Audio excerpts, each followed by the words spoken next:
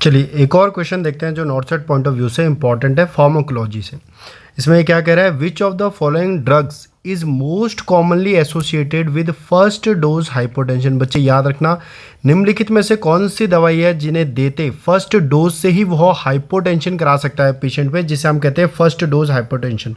तो एक बात याद रखना, निम्नलिखित में जो भी दवाइयाँ आपको लिखी हुई है, मेटोप्रोलोल, लोसार्टन, प्राजोसिन और वेरापेमिल, इनमें से प्राजोसिन वो मेडिसिन है जो फर्स्ट डोज हाइपोटेंशन करवाती है बच्चे। यानी कि ऐसा हो सकता है पेशेंट में जब हम पहली डोज प्राजोसिन की देते हैं उसी समय पेशेंट में बीपी बहुत ज़्यादा लो हो जाए, पेशेंट में हाइपोटेंशन देखने को मिले। इसीलिए कई बारी आपसे एग्ज़ाम पूछा जाएगा, एज अ नर्सिंग ऑफिसर आपका नर्सिंग रोल क्या है, आप हमेशा प्राजोसिन को कब दोगे, आप पेशेंट को तब प्राजोसिन दोगे जब बेड टाइम, यानी कि पेशेंट जब सोने जा रहा होगा, स्पेशली रात को, ताकि फेंट होने या फिर फॉल होने के चांसेस कम हो जाएं। ठीक है, इसीलिए याद रखना प्राजोसिन फर्स्ट डोज हाइपोटेंशन करा सकता है, इसीलिए पेशेंट को बेड टाइम पे दिया जाता है, ये आपका नर्सिंग रोल है।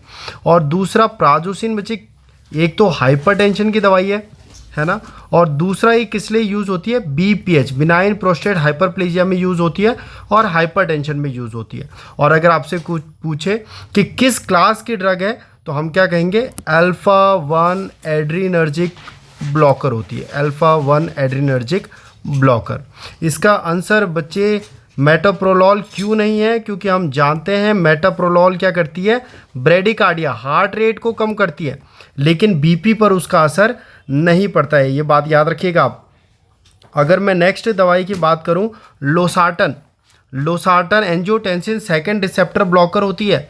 इसका असर पड़ता है बच्चे रीनल पे, आपको रीनल प्रॉब्लम्स देखने को मिल सकती हैं, आपको पोटेशियम बढ़ता हुआ दिख सकता है लोसार्टन के साथ, लेकिन बीपी पर इसका असर नहीं पड़ता है। नेक्स्ट है वेरापेमिल, कौन सी ड्रग है बच्चे, जो वेरापेमिल है वो कैल्शियम चैनल ब्लॉकर है, कैल्शियम चैनल ब्लॉकर। और जो कैल्शियम चैनल ब्लॉकर होते हैं उनसे एक साइड इफेक्ट होता है कि इनसे कॉन्स्टिपेशन होता है ना। तो आप अपने नोट्स बना लीजिएगा, कैल्शियम चैनल ब्लॉकर कॉन्स्टिपेशन करवाते हैं, लोसार्टन रीनल प्रॉब्लम और हाइपरकैलेमिया कराता है, मेटोप्रोलोल ब्रेडिकार्डिया कराता है यानी हार्ट रेट को कम करता है, और प्राजोसिन के साथ फर्स्ट डोज हाइपोटेंशन देखने को मिलता है। इसलिए नर्सिंग रोल है कि इसको हमेशा बेड टाइम पे देना है, और यह अल्फ़ा 1 एड्रीनर्जिक ब्लॉकर होता है। ठीक है, ताकि पेशेंट में बेड टाइम पे क्यों देना है, फेंट और फॉल का रिस्क नेग्लिजिबल करने के लिए।